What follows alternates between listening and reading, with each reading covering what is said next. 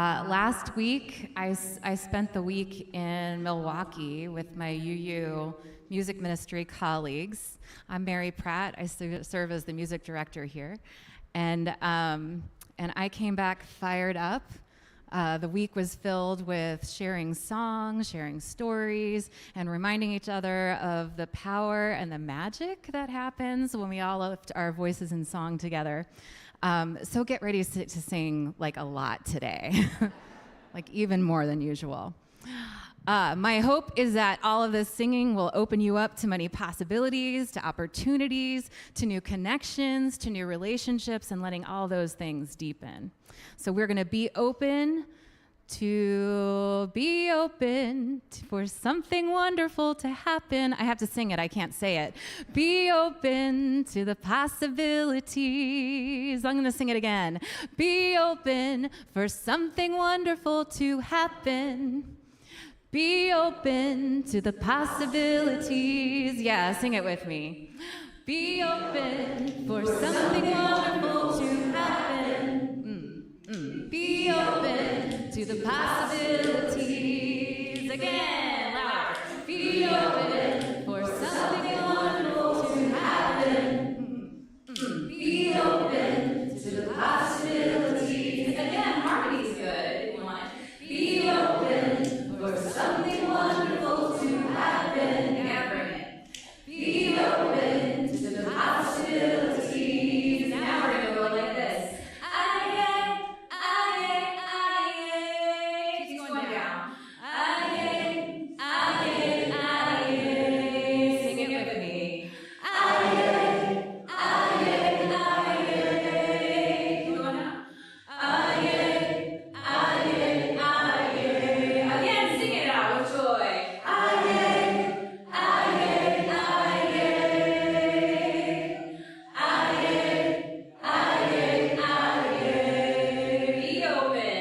Be open for something wonderful to happen. Get some claps. Be open to the possibility. You can stand and dance to it. Be open for something wonderful to happen.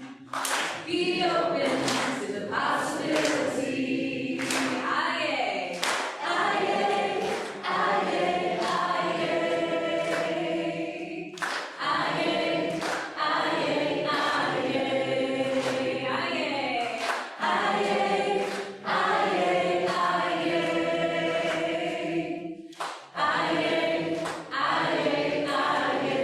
Father, Spirit, please rise. Be open for something wonderful to happen. Be open to the possibility. Be open for something wonderful to happen. Be open to the possibility. This side, be open.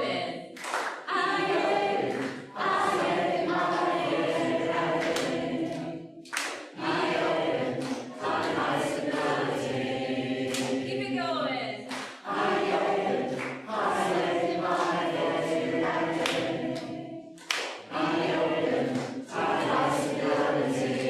Everyone, aye. Last time.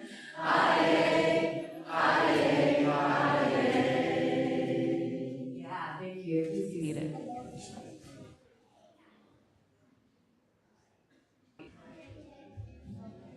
All right, I feel warmed up now. Good morning. Welcome to the UU Church of the South Hills, also known as Sunnyhill. We're delighted that you could join us for this service today. Our mission here at Sunnyhill is to create a more just and compassionate community within and beyond our walls. My name is Krista Stanley, and I serve as a worship associate for this congregation. If you're a newcomer or a visitor to our congregation, please go to sunnyhill.org and click on the button that says New to Sunnyhill to receive more information about our congregation and to receive our weekly email newsletter. Also, if you'd like to be greeted as a newcomer after the service today, please take a red mug and members will seek you out to be sure that you are warmly welcomed. If you're joining us online today, please say hello or good morning in the comments on Facebook or YouTube. We'd like to hear from you and extend a welcome to you as well. We welcome children of all ages to our service. For quiet play, we have a children's area here in the sanctuary. For louder activities, we have a nursery just outside the corner entrance to the sanctuary. And we also have a comfort room accessible through the back hallway from which you can hear and see the service. Gentle reminder to everyone, please be sure to silence your cell phones or other electronic devices so we can enjoy the service uninterrupted by any buzzing or ringing. Today, our guest speaker will be Jaime Martinez.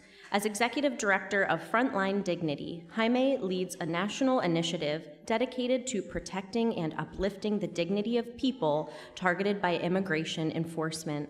His work centers on building community power, training local organizers, strengthening rapid response networks, and helping neighbors transform crisis into collective courage. Please join me in thanking him for being here today.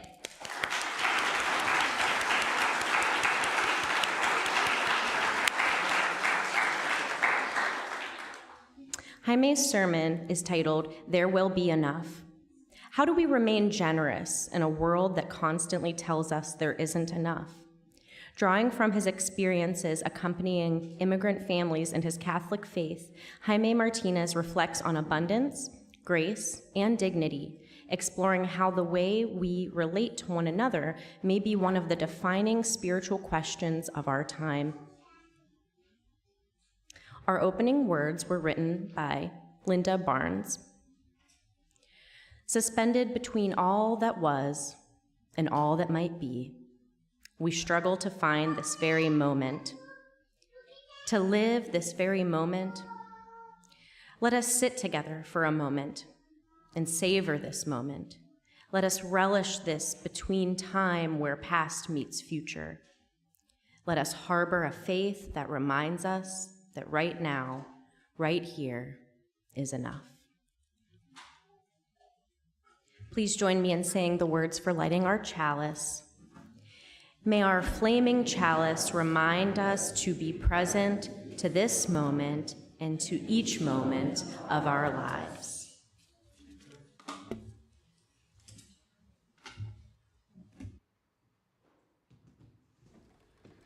Good morning.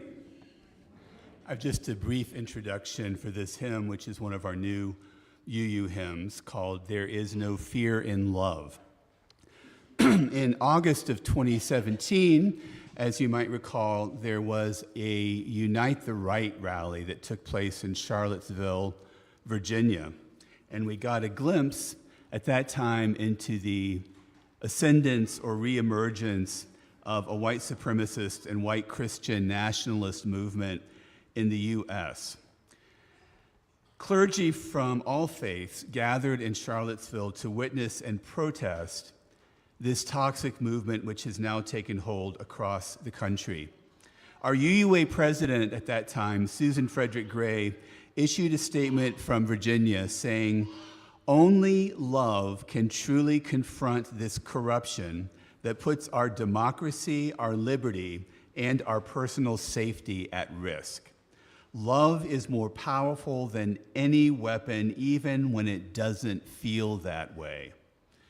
Her words echoed a passage from 1 John 4:18. "There is no fear in love, but perfect love casts out fear." UU musician Elizabeth Norton, in response to this statement, wrote this hymn, "There Is No Fear in Love," which we're about to sing. Norton said, "Nearly a decade later, these words resonate even more deeply in the resistance that has spread throughout our nation.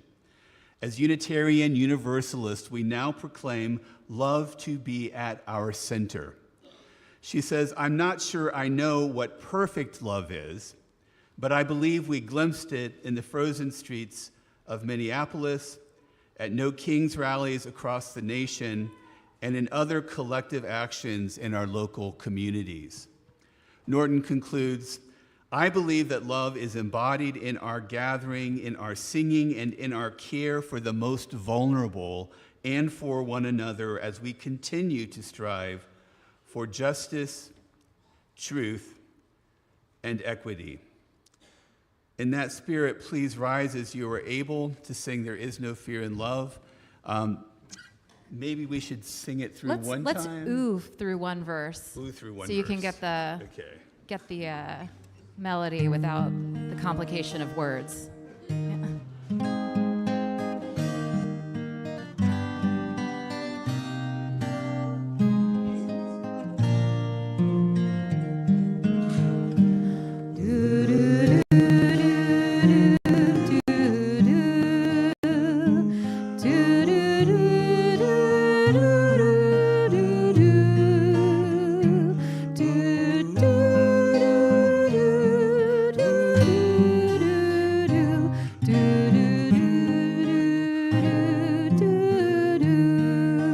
Please rise. There is no fear in love. There is no fear in love. But perfect love, it casts out fear. There is no fear in love. I place my hand in yours. Will you place your hand in mine? Together let us witness here. There is no fear in love. Now let us join the song. Together loud and strong. In melody and harmony. There is no fear in love. So let our voices ring. Yes, let our voices ring. For justice, truth, and equity. There is no fear in love. There is no fear in love. There is no fear in love. But perfect love, it casts out fear. There is no fear in love. Thank you. Please be seated.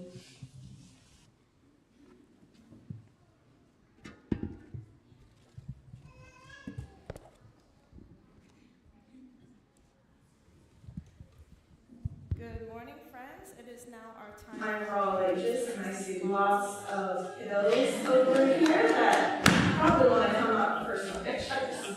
So, if you want to come up for a closer look at pictures, come on down.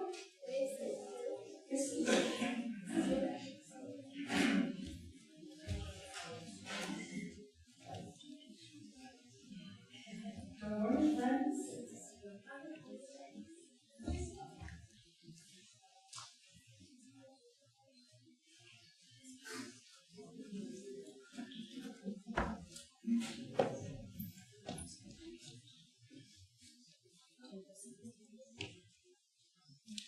All right, everyone, let's get all settled in. Today's story is called The Last Stop on Market Street, and the words are by Matt de la Pena, and the pictures are by Christian Robinson. And this is one of my favorite books because it reminds me of my neighborhood and my community and all the friendly faces and characters I see all the time. So let's hear it. CJ pushed through the church doors, skipped down the steps. The air smelled like freedom, but it also smelled like rain, which freckled CJ's shirt and dripped down his nose. He ducked under his Nana's umbrella, saying, "How come we gotta wait for the bus and all this wet?" "Trees get thirsty too," his Nana told him. "Don't you see that big one drinking through a straw?" CJ looked for a long time, but never saw a straw.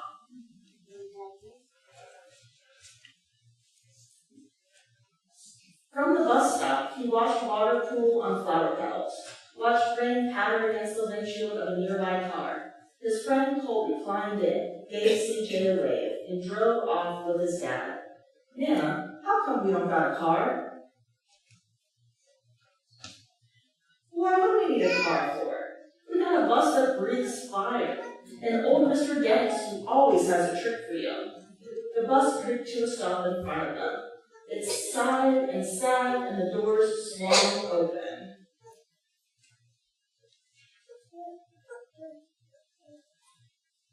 What's that I see? Mr. Dennis asked.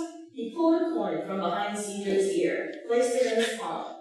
Nana laughed her deep laugh and pushed CJ along. They sat right up front. The man across the way was tuning a guitar. An old woman with curlers had butterflies in a jar. Nana gave everyone a great big smile and a good afternoon. She made sure CJ did the same. The bus lurched forward and stopped. Lurched forward and stopped. Nana hummed as she knit. How come we always gotta go here after church? CJ said. Miguel and Colby never have to go nowhere. I feel sorry for those boys, she told him. They'll never get a chance to meet Bobo or the Sunglass Man. And I hear Trixie got himself a brand new hat. CJ stared out the window, feeling sorry for himself. He watched cars zip on by either side, watched a group of boys hop curbs on bikes. A man climbed aboard with a spotted dog. CJ gave up his seat. How come that man can't see? Boy, what do you know about seeing? Nana told him. Some people watch the world with their ears. That's a fact. Their noses, too, the man said, sniffing at the air. That's a mighty fine perfume you're wearing today, ma'am. Nana squeezed the man's hand and laughed her deep laugh. Two older boys got on next. CJ watched as they moved on by and squinted back. Sure wish I had one of those, he said. Nana sat down to her knitting. What for? You got the real live thing sitting across from you. Why don't you ask the man if he'll play us a song? CJ didn't have to. The guitar player was already plucking strings and beginning to sing. To feel the magic of music, the blind man whispered, I like to close my eyes. Nana closed hers too. So did CJ and his spotted dog. And in the darkness, the rhythm lifted CJ out of the bus, out of the busy city. He saw sunset colors swirling over crashing weddings, saw a family of hawks slicing through the sky, saw the old woman's butterflies dancing free in the light of the moon. CJ's chest grew full, and he was lost in the sound, and the sound gave him the feeling of magic. The song ended, and CJ opened his eyes. Everyone on the bus clapped, even the boys in the back. Nana glanced at the coin in CJ's palm. CJ dropped it in the man's hat. Last stop on Market Street, Mr. Dennis called. CJ looked around as he stepped off the bus. Crumbling sidewalks and broken down doors, graffiti-type windows and boarded-up stores. He reached for his Nana's hand. How come it's always so dirty over here? She smiled and pointed to the sky. Sometimes, when you're surrounded by dirt, CJ, you're a better witness for what's beautiful. CJ saw the perfect rainbow arcing over their street kitchen. He wondered how his Nana always found beautiful, where he'd never even thought to look. He looked all around them again, at the bus rounding the corner out of sight, and the broken street lamps still lit up bright, and the stray cat shadows moving across the wall. When he spotted their familiar faces in the window, he said, I'm glad you came. He thought his Nana might laugh, her deep laugh, but she didn't. She patted him on the head and told him, Me too, CJ. Now, come on. The end. And with that, we will head down to our art classes. Nana, please sing with us out. We don't have pianos, so we're going to go out and help me. You know what to do. Our love surrounds you.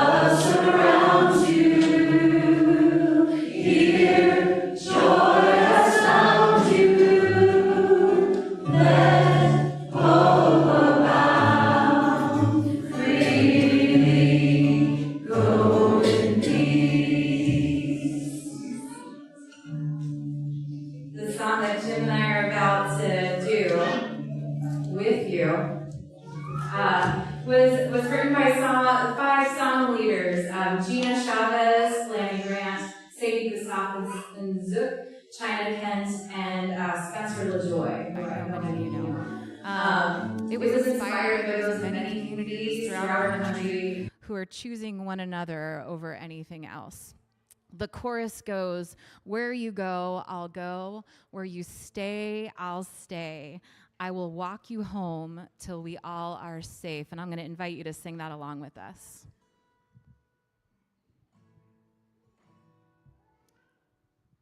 We'll do the chorus a couple of times so you can get it.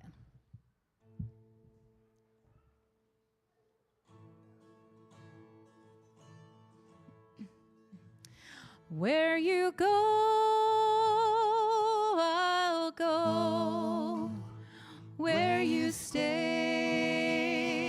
I'll stay.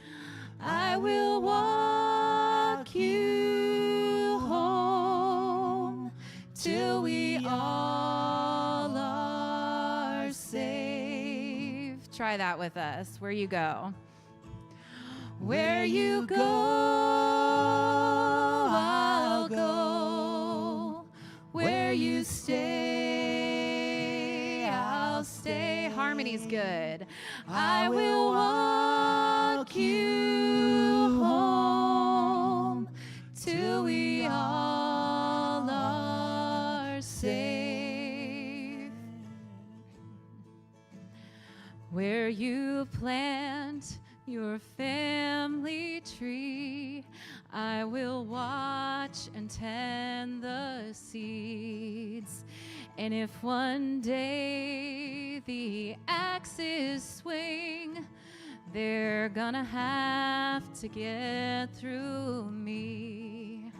And if the thief comes in the night, I'll expose his deeds to light. For though his lies can spread so fast, we must all be free at last. Where you go? Where you go, I'll go. Where you stay, I'll stay. I will walk. I will walk you home till we all are safe. They try to tell me that you aren't mine. They say to keep my eyes in line. They scoff and say, haven't you learned? And I say, no, I'll never learn. And though we come from different lands, here I take a steadfast stand. And now our stories begin and merge. You shall be my kith and kin. Where you go? Where you go?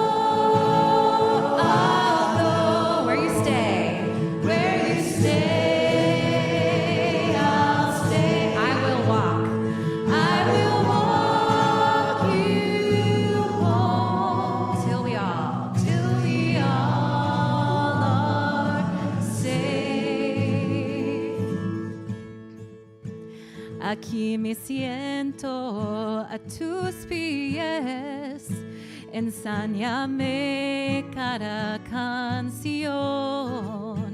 Y si te intentan silenciar, cantaré tu historia sin cesar. And in the shade I will learn how the skies and seasons turn. And when the ice comes for your roots, they're gonna have to take me to where you go, where you go. I'll go. Where you stay, I'll stay. I will walk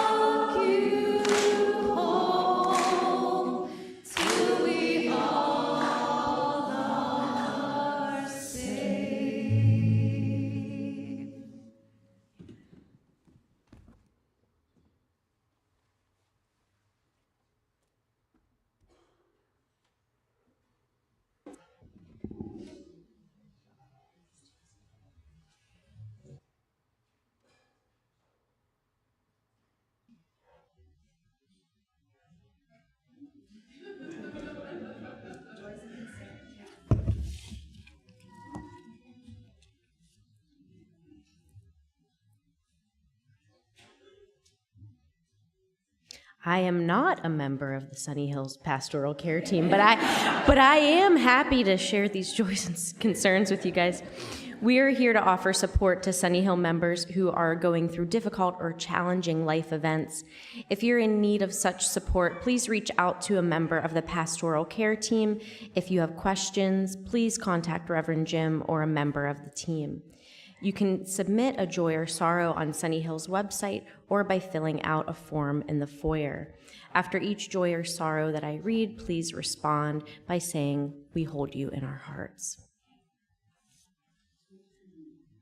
All right, this one is from Bethany. This is a sorrow. Donna Kaufman fell and broke her hip earlier this week. She is currently in the ICU after surgery, but her daughter reports that she's a bit feisty, so they know she's improving. No visitors at this time, but cards and healing thoughts would be appreciated. Bethany gets a daily update, so feel free to see her with any questions. These are from last week. Okay. I'm sorry. Do you want to about take that. But Donna's continuing to do better. Yeah, and I think she's moved into, or is about to move into rehab at Concordia. A couple of new joys and sorrows. There's a sorrow from Betsy Mary who says, "My sweet Aunt Linda traveled on to heaven on Saturday morning after battling lymphoma. Please keep her family in your thoughts and prayers. She was truly a good soul and so fun to be around. I know we will be with her again, but it sure does hurt now. To Betsy and family, we hold you in our hearts."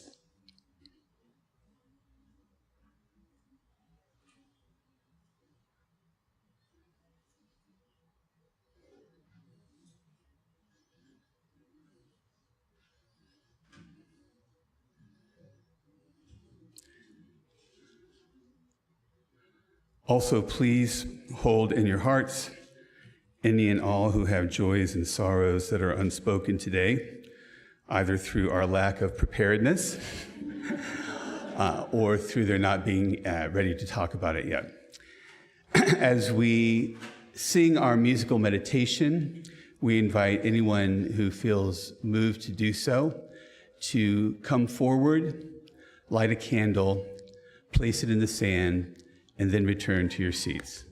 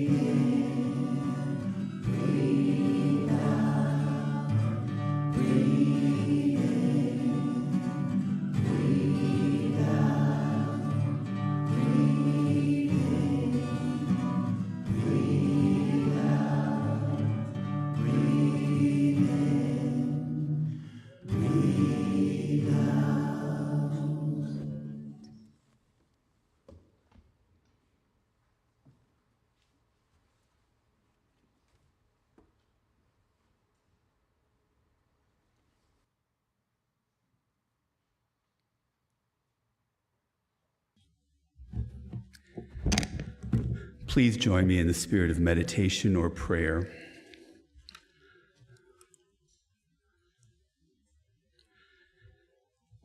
As August slips through our fingers, golden and stormy and hot and hazy, we wonder where summer has gone.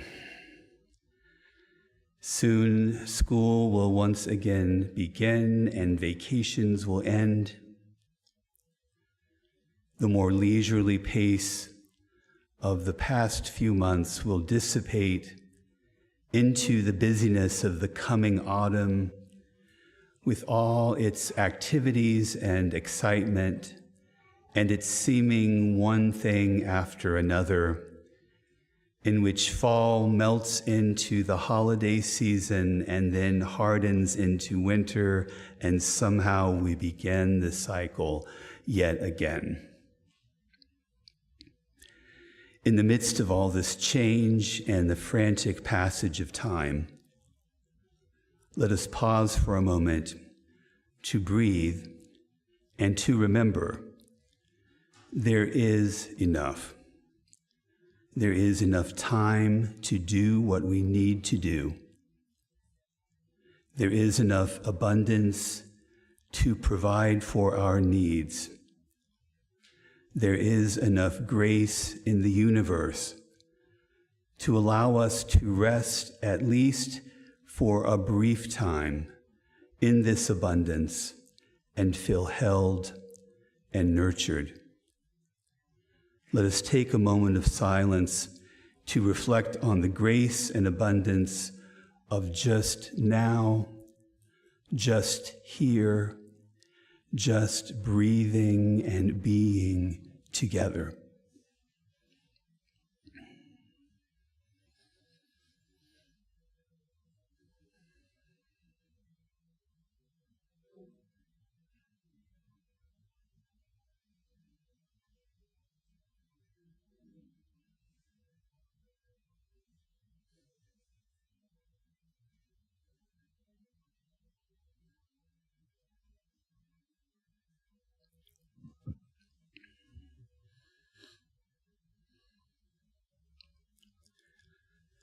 Breathe in peace, breathe out love.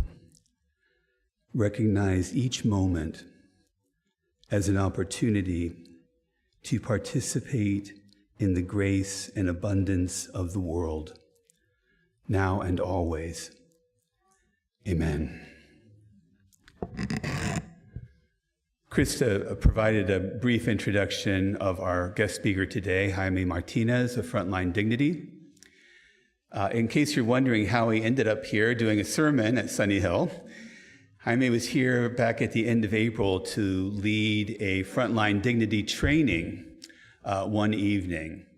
And all of us who were here for that had pretty much the same reaction, which is we need to get him back here again and in front of even more people. So we were brainstorming about how that might look, what it might be, whether it might be another training or some special presentation after the service. And then Jaime said, hey, I could do a sermon. And so we signed him up. And that is why he is here today and delivering the sermon. Please join me in welcoming Jaime Martinez.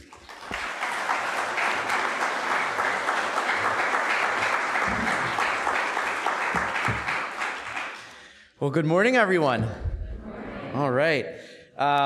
Before I begin, I just want to thank you so much for welcoming me into this community once again and for giving me the privilege of sharing this time with you today. It's been so wonderful and so full of love, and I feel so welcomed. So thank you. And I come into this space from a particular tradition and with my own experiences, and I'm so grateful for the opportunity to bring some of them into conversation with yours today. And I also want to thank this congregation for choosing to support Frontline Dignity through your offering this month. It is so meaningful to me and to the team that works on this every day. Your generosity makes this work possible, and more importantly, it's an expression of solidarity with families and communities that are living through extraordinarily difficult moments right now. So I'm deeply grateful that you're choosing to stand with them in this really unique moment. And so I suppose generosity is an appropriate place for us to begin. And I want to take you back to a quick story. One night about a year ago, I experienced 6 hours that would change my life in Ambridge, Pennsylvania, a small town in Beaver County about an hour north of here. And I had heard reports that ICE agents were roaming the streets, that they were detaining people as the sun began to set in broad daylight in what was becoming dusk. And when I arrived, I stepped out onto the street and began walking down the main drag. And I promise you, a kid who couldn't have been more than 12 years old came up to me and, in a panic, loudly announced, "ICE is here." And he pointed down the street. And so I went. And for the next 6 hours, I walked and I drove from one place to another in this small town, following different reports, talking to different people on the street, watching neighbors pour out of their homes to take a look at what was happening with their children in tow, trying to understand what was going on, and watching detention after detention after detention as the night dragged on and as it grew darker. The scene was literally surreal. At one point, I encountered a young woman marching up and down her street with a bullhorn, yelling, "ICE is here. La migra está aquí. Lock your doors and do not open them." It was like The Purge with like the bullhorn and the sirens. And this lady was then threatened with arrest by a handful of Ambridge police officers. And over the course of the night, eventually, many of us converged on the police station. And from what we could count, about a dozen people had been detained. And outside, the crowd kept growing. 10 people, 20, then 50. And at the high water mark, there were probably 75 of us converging on this police station, watching these police officers chum it up with ICE agents while they fed immigrant neighbors into the backs of trucks and vans. And these folks were neighbors, organizers, people who had heard what was happening and simply decided to show up. Some had no training at all, some were kind of trained. It was just a big mob, essentially. And at some point in the chaos, I heard a yell from one of us. Somebody in our crowd was being violently taken down and arrested. So I moved towards the situation with my camera out, and suddenly everything became sensory overload. Police lights were flashing so brightly that it was so difficult to see. And at the same time, we're hearing sirens, and there were canines for some reason that were barking and that were so loud. And suddenly I'm being threatened with arrest just for being there, red and blue lights everywhere. And I remember feeling so completely disoriented and afraid. And I should say here that we've learned an extraordinary amount since that night. I've learned an extraordinary amount since that night, and we have training now, we have systems, we have protocols designed to keep people safe, and nothing approaching what that night was has happened to our volunteers here since. So I don't tell you this because I expect people who are a part of our organization to experience that, but I tell it because that night changed the way that I understood fear. Because somewhere in those 6 hours, amid all of that noise and confusion, I noticed that I began to make calculations of my own. Should I get closer? Should I stay back? Should I keep filming? What am I walking into? What can I actually do? What happens to me if I get this wrong? And I've thought about those 6 hours a lot since. And I've come to understand something. Fear makes accountants of us all. When we're afraid, we become very good at measuring the distance between someone else's suffering and our own safety. And we do this far beyond nights like the one in Ambridge. We're always counting risk. We're counting money. We count time. We count how much of ourselves we can afford to give. And eventually, we begin counting things that were never meant to be rationed. Compassion, mercy, forgiveness, grace. We begin asking who deserves them, how much they deserve, whether we've already given enough. And you know, scarcity has a mathematics attached to it. And beneath all of that calculation is one anxious question. Will there be enough? Enough safety if I step closer, or enough for my family if I share what I have? Enough grace for someone who has already exhausted my patience? Enough for them without there somehow being less for me? You know, I understand this instinct. I felt it that night in Ambridge. It's earthly, it's understandable, it's deeply human. But, you know, last week as I was thinking about what to present to you all today, I was in Baltimore, and that's where I went to school, and I was sitting in the pews of the old church I used to go to. And there I encountered a story of Jesus, you know, in the Mass, and it's a story that seems completely uninterested in the mathematics of scarcity that I want to share with you all. In the story, there are thousands of people that follow him to a deserted place. And then evening comes, and they're hungry, and they're sick, and they're seeing that he's performing miracles, and they want a piece of him. And, you know, Jesus has his 12 disciples walking around with him, and the disciples do what reasonable people do, right? They start counting. All right, there's thousands of people. There's 5 loaves. There's 2 fish. There's not enough. There's a lot of sick folks, and my man, he's pretty tired. So why don't we just send everyone away, and then we can figure things out later? And you know what? I love the disciples for that. They're us, right? They look at what's available, they look at what's needed, and they conclude that the math isn't mathing, right? And Jesus also sees exactly what they see. 5 loaves, 2 fish, 5,000 hungry people. And then he does something extraordinary. He gives thanks before anything has multiplied, before anyone has eaten, before the problem has been solved. He gives thanks for what's already there. He takes the bread, blesses it, breaks it, and gives.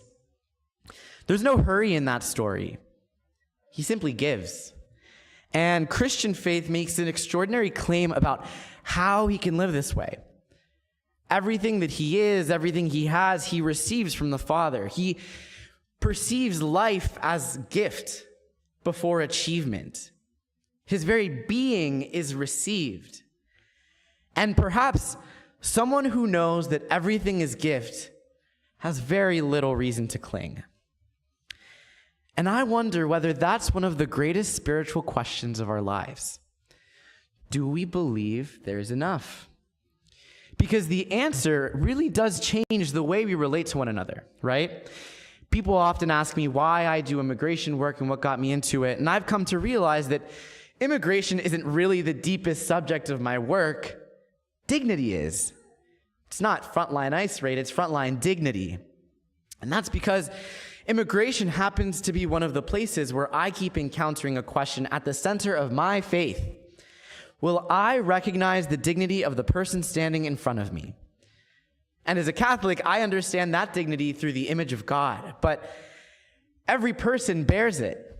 The person that I love, the stranger, the immigrant, the ICE agent, the person whose politics infuriates me, the person who has hurt me very deeply, the person I would rather dismiss than understand. And for those who understand the sacred differently, perhaps we arrive at the same mystery through different language. There is something about a human being that cannot be earned and cannot be revoked. No government grants it. No document establishes it. No political party owns it. No one has the authority to take it away. That conviction reaches into our families, our neighborhoods, our politics, our places of worship. And it reaches into the kind of country we are becoming. You know, around the 4th of July, I found myself thinking a lot about what it means to love a country that's turning 250 years old and also that has a lot of love to give and that is also very broken right now.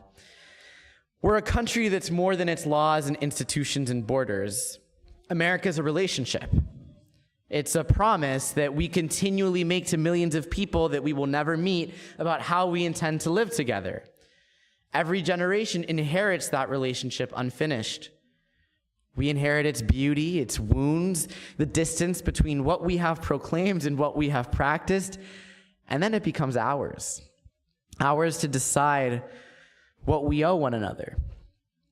Ours to decide who belongs within the circle of concern. Ours to decide whether that circle grows larger or smaller. And one of the great spiritual tasks of our time is to remake the way we relate to one another. Because something is breaking. We are suspicious of each other before we are curious. We categorize before we encounter. We are increasingly meeting abstractions instead of people. You're a Republican. You're a Democrat. You're an immigrant and you're a citizen. You are legal and you are illegal. You are conservative, you are progressive, you are rural, you are urban, you are my friend, you are my enemy. And these abstractions are so much easier to hate than a person. It's easier to deny suffering when we cannot see someone's face. It is easier to tolerate cruelty when its recipient becomes a category. And it is easier to attack dignity once we have convinced ourselves that there wasn't much dignity there to begin with. But grace interrupts that process. Grace makes encounter possible again. Grace looks at another person and insists you are more than your politics. You are more than your immigration status. You are more than the worst thing you have ever done. You are more than the worst thing you believe. And you are more than my fear of you. That is to demand grace. And it carries obligations. It asks us to confront injustice without allowing injustice to remake us in its own image. To fight dehumanization without becoming people who dehumanize in the process. To look directly at cruelty, call it what it is, resist it with absolutely everything we have, and still refuse the seductive comfort of hatred. Folks, I've watched people taken away, literally kidnapped on the street in front of me. I have stood with families who didn't know whether someone they loved was coming home, knowing that all I could do was console them. I have watched fear move through communities like a bandit. There are real attacks on human dignity happening around us. Happening down the street, up the street, and in our region, every single day. They will not end simply because we become more polite to one another.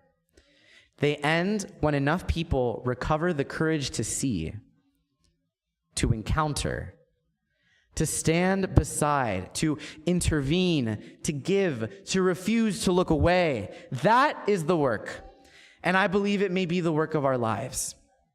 To remake the way we relate to one another until cruelty becomes harder, dehumanization becomes harder, until abandoning our neighbor becomes harder.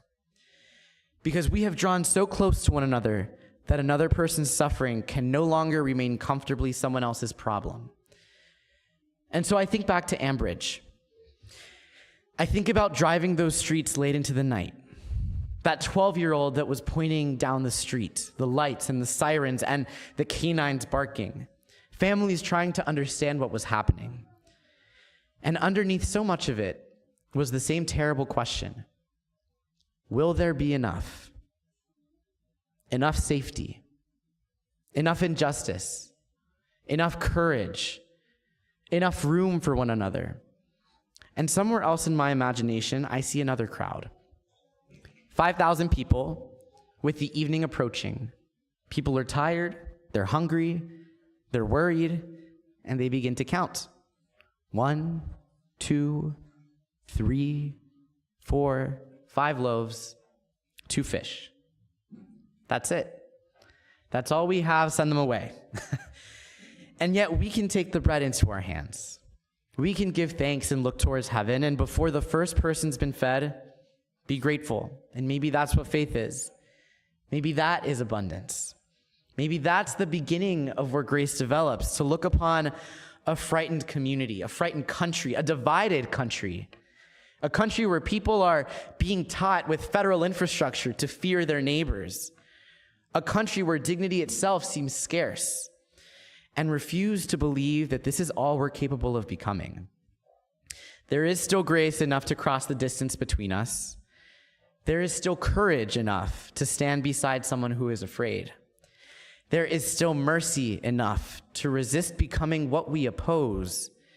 And there is still love enough to remake a relationship, and another, and another, and another, until a family is no longer alone, until a stranger becomes a neighbor, and until the person we were taught to fear has a face and a name. This is the abundance I want to believe in. This is the country I want to build with you all. And this is the life I want to spend. So when the world tells us there isn't enough, and when fear tells us to protect what is ours, when the numbers don't work and the math isn't mathing, when 5 loaves and 2 fish look ridiculous against the hunger and injustice of this world, let's remember what folks have done. Let's remember this story. Let's take what he had, give thanks, and give it away. Because there was enough. There was enough. And when everyone had eaten, there will still be baskets left over. My friends, there will be enough. Thank you.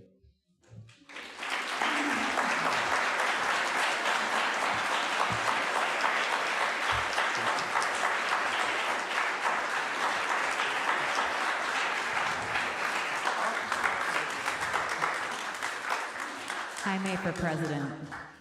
Just going to put it out there.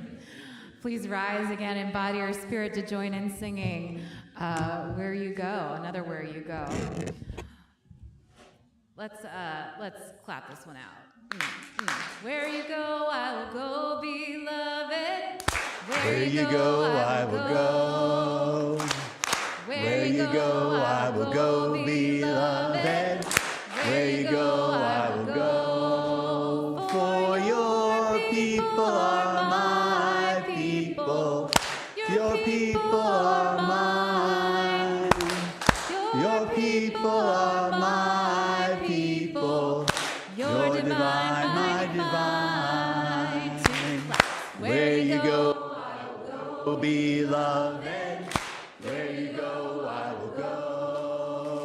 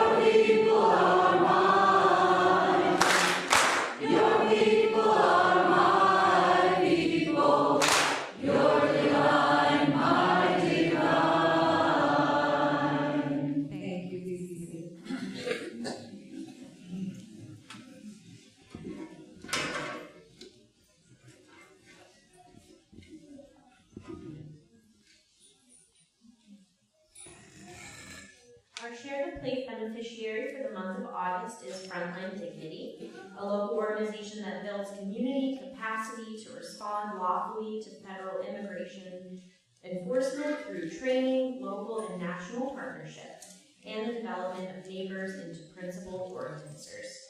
You can make a gift online on our website or by text at 412-324-3130. We'll be passing our offering baskets around for cash and checks in just a moment. If you're writing a check, please make it out to UUCSH and put Share the Plate in the memo line. Thank you for your generosity. I invite you to sing the chorus of this song with us. The words are all we need is right here. Let's sing it with that spirit of generosity that Jaime spoke of, and think about how that trickles out into the world beyond our walls. We traveled long, we traveled far to be right here where we are. Reach out a hand, no need to fear, 'cause all we need is right here. All we need. All we need. All we need. All we need is right here. All we need. All we need. All we need is right here. The night was dark, but the day is bright. Together we can lift our eyes to all we love and we hold dear, 'cause all we need is right here. All we need. All we need. All we need is right here. All we need. All we need. All we need is right here. All we need. All we need. All we need.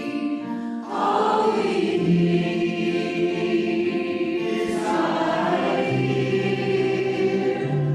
All we need. All we need. All we need is right here.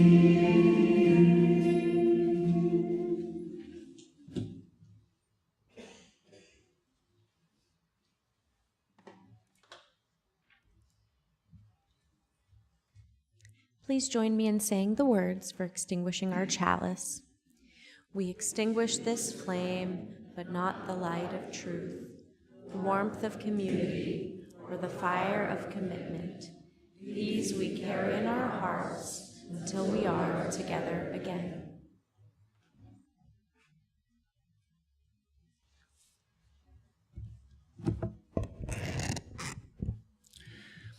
These closing words were written by Susan Carlson. We leave blessed by our connections to one another, to the spirit of life. Walk lightly that you see the life that is below your feet. Spread your arms as if you had wings and could dance through the air. Feel the joy of the breath in your lungs and the fire in your heart. Live to love and be a blessing on earth. Go in peace.